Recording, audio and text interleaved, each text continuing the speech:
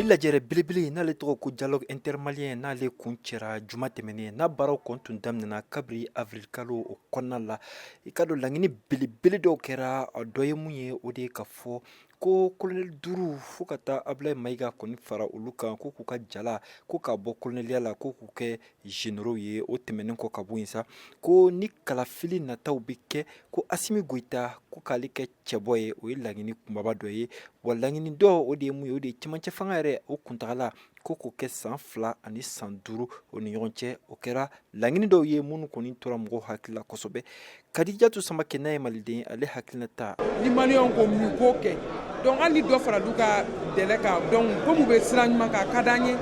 an bɔra ka minnu fɔ sisan n'olu kɛra laɲini kunbabaw ye mun kɔni tora malidenw kunna n'olu de bɛ bɔlɔlɔ siraw hali kunnafonidi gafe fanbaw kɔnɔ Zumananci Dunbiya n'ale kɔni tun ye lasigiden kɔrɔ ye n'ale kɔni sen fana tun bɛ nin baara ninnu na ale y'a jira k'a fɔ ko baara ma dan nin kofɔli ninnu dɔrɔn ma ko jamana kunkan ko kuma bɛɛ lajɛlen ko da donna o la Zumananci Dunbiya n'i y'a jateminɛ jamana taabolo sira fɛn fɛn gɛlɛya fɛn fɛn b'a kɔnɔ a bɛ gɛlɛya fɛsɛfɛsɛra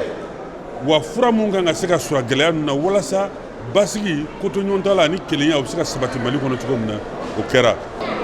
mais fɛn min ye démocratie ko ye fɛn min ye yuruguyurugu ko ye fɛn min ye kalanko ye fɛn min ye baarako ye fɛn min ye lakanako ye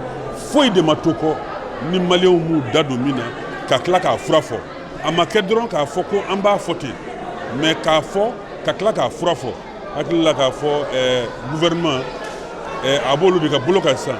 o la sa maa caman bɛ yen olu y'a jira k'a fɔ ko baara in kɔni ko tɔ ka jɛ don sabula maa caman bɛ yen olu sen tun kan ka ye nin baara in na olu ma na kɛrɛnkɛrɛnnenya n'o ye parti politique dɔw ye. parti politique ninnu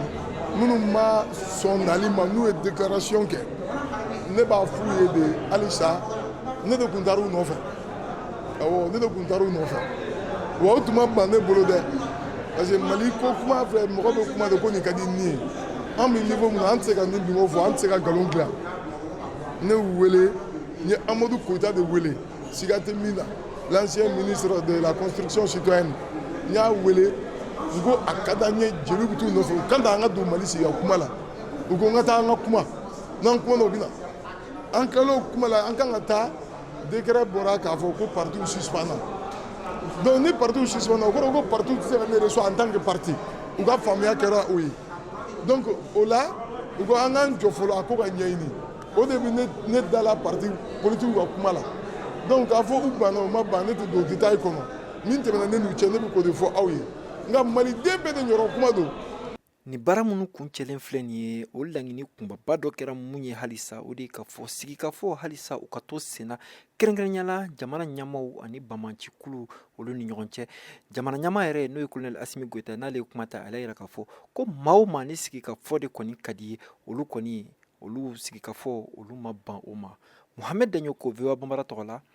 ka bɔ Bamako.